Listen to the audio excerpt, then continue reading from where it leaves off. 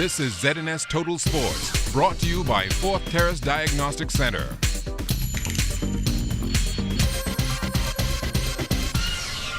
Welcome to sports, everybody. The holiday weekend has been a big one for baseball in the country as a trio of Bahamians were a part of the Major League Baseball first-year player draft. Anthony Seymour went in the 7th round to the Miami Marlins.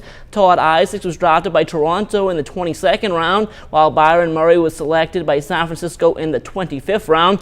These three young men will now join the likes of Anton Richardson, Albert Cartwright, and Champ Stewart, just to name a few. And according to General Secretary of the Bahamas Baseball Federation, Teddy Sweeting, it's moments like these which show how far baseball has truly come in the Bahamas. In the last 12 years, we have seen tremendous growth. It's just unbelievable. And what is about to happen now, we congratulate Senator Burrows in respect of the initiative and the efforts that he did to try to put baseball in high schools. Something we've been asking for years. And then, you get somebody there who pushed forward with it and was able to work along with the Ministry of Education to get it into their curriculum, into their program.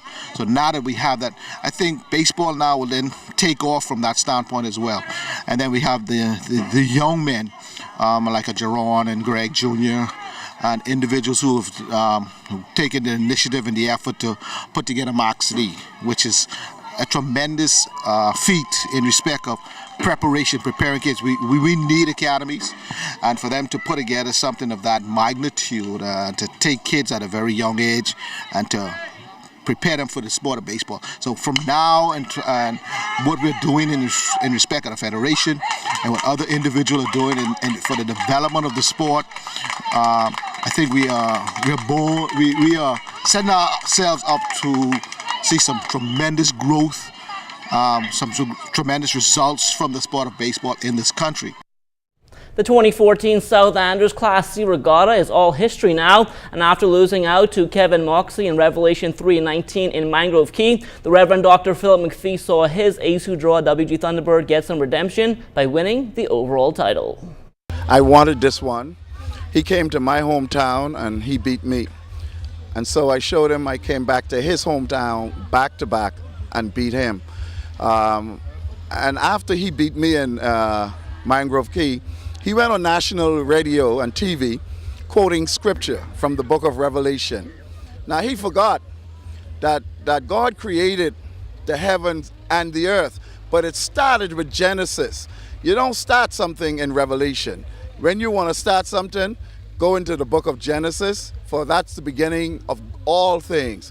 And so now that he's finished now, because he went all the way to Revelation, I want him to know that I quoted from the first book of the Bible, which is called Genesis.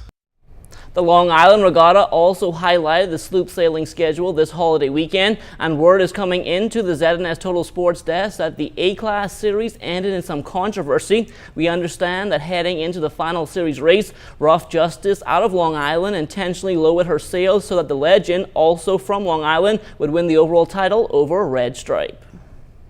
It's very unfortunate. It should not have happened. What I'm hearing, I don't want to pass any judgment on it at this present time. I know that reports will come to my desk. I will certainly deal with it. The minister will deal with it. And then we'll look and see what happened. We must be very careful about this whole situation. It's not the first time it's happened. It's happened repeatedly, maybe not in dropping of sail, but doing some things just to allow your friend to win.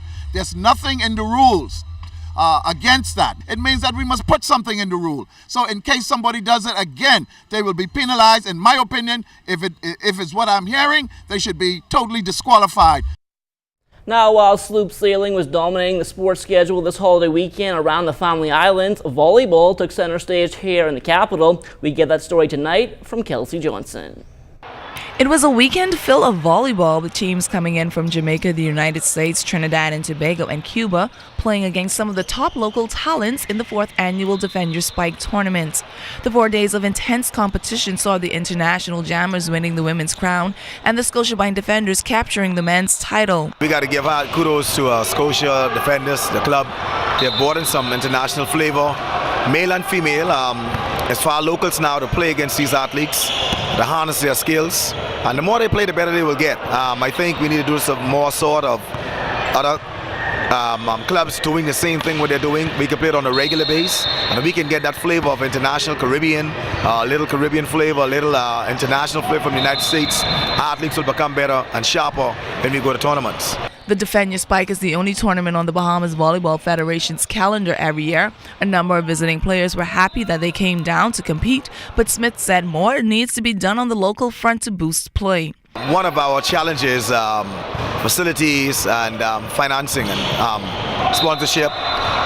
I think the islands are ripe and ready now, because once we can get there, I think that they would be able to do something. We were down in Andros last month, and to a high school tournament down there. We sent some coaches and referee down there, and they want volleyball players to come to Andros. The same in Exuma, the same in Abaco. Grand Bahama has a team up here today.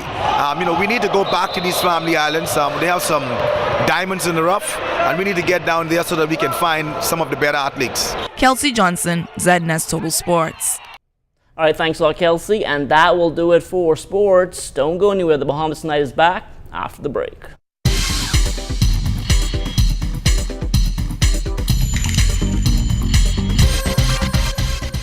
This is ZNS Total Sports, brought to you by Fourth Terrace Diagnostic Center.